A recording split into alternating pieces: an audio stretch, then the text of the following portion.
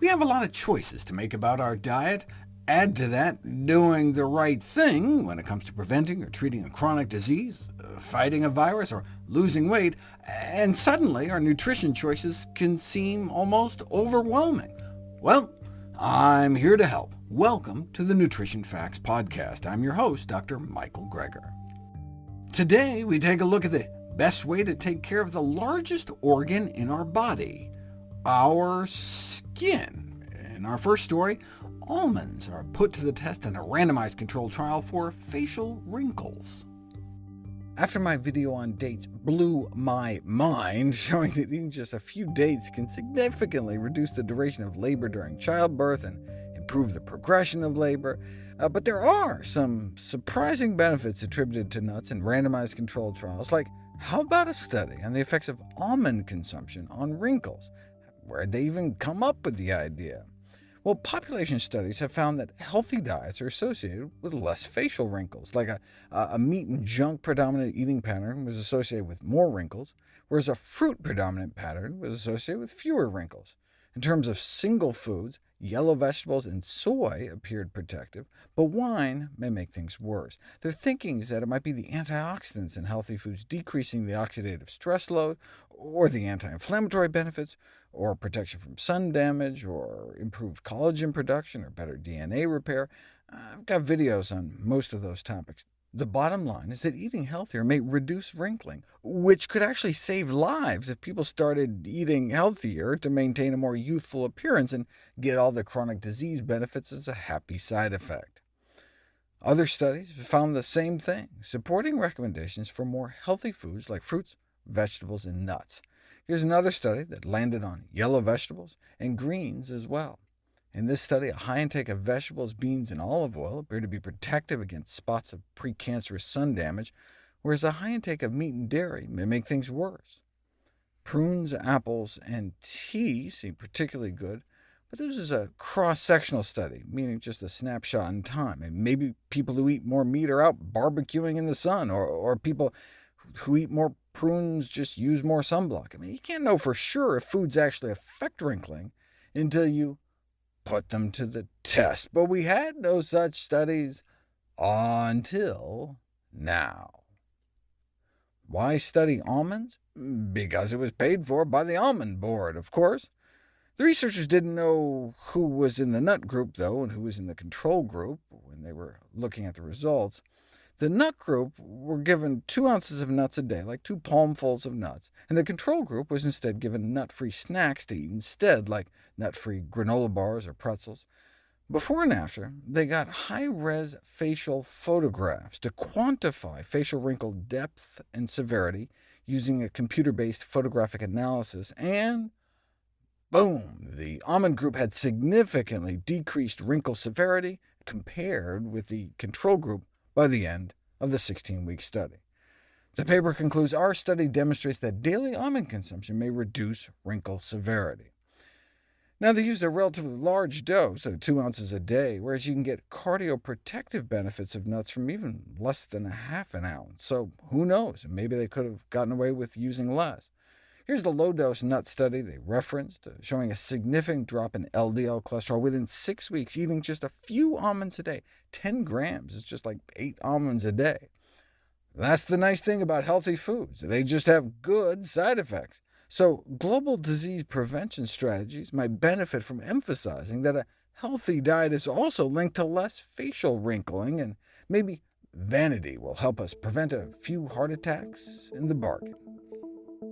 In our next story, we discover how some foods appear protective against the development of skin wrinkles, while others may make them worse.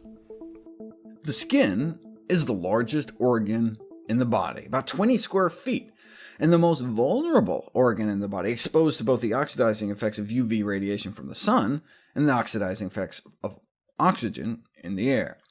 And years of oxidant stress can take a toll. Over the years, skin becomes thinner, more easily damaged, loses volume, elasticity, and can sag and wrinkle. What can we do about it? Skin wrinkling. Can food make a difference? They measured healthfulness of skin using a microtopographic method. It's cool. They make a mold of the back of your hand with a silicone rubber, peel it off, and then look at it under a microscope. But then as we age, our skin can get all coarse and flaccid. How can we stop it? Well, 3 things contribute to the aging of skin: oxidative stress, induced by sun damage, inflammation, and ischemia, lack of adequate blood flow. Oxidative stress means we need antioxidants. Under these circumstances, many skin antioxidants undergo depletion, must be replaced continuously in order to delay the otherwise inevitable deterioration which would lead to skin aging. So plant foods would presumably help. And then inflammation and lack of blood flow. And so one might predict saturated fat, inflammation, and cholesterol, ischemia, might be associated with adverse effects on our skin. Let's see if our predictions hold up. In particular, a high intake of vegetables, beans, peas, lentils, soy, and olive oil appeared to be protective against skin wrinkling, whereas a high intake of meat, dairy, and butter appeared to have an adverse effect. Prunes, apples, and tea appeared especially protective. A recent study, for example, found that green tea phytonutrients were able to protect skin against harmful UV radiation and help improve skin quality of women. After a few months on green tea, there was a 16% reduction in skin roughness and a 25% reduction in scaling, as well as improved skin elasticity and hydration. Finally today, we asked the question, instead of treating sensitive skin topically with lotions and creams, why not treat it from the inside out with diet? About half of the American population says they have sensitive skin, defined loosely as tingling, chafing, burning, itching sensations when exposed to various environmental factors. A similar high prevalence has been reported throughout Japan and Europe, especially in women. Often, there are no obvious signs, and so it's often kind of dismissed by the medical community as a princess and the pea phenomenon, a mindset that has hindered the investigation of this problem. But now it's largely recognized as a genuine phenomenon of physiological origin, thought to arise from an alteration of the skin barrier, allowing potentially irritating substances to penetrate the skin and generate an inflammatory reaction. OK, so what can we do about it? Well, recently, supplementation of flaxseed oil was found to diminish skin sensitivity and improve skin barrier function and condition. In a randomized, double-blind, 12-week study, women were given about a half teaspoon of flaxseed oil a day internally versus safflower oil as a control. That's the amount of oil found in about a teaspoon and a half of flax seeds. After 3 months, there was a significant decrease in skin reddening in the flax group compared to the safflower group when an irritant chemical was painted on their forearms to measure skin sensitivity. Their skin also ended up significantly better hydrated, had significantly better barrier function, as evidenced by lower transepidermal water loss, skin that's less rough, less scaly, and smoother. You can actually see the changes in a close-up view of the skin.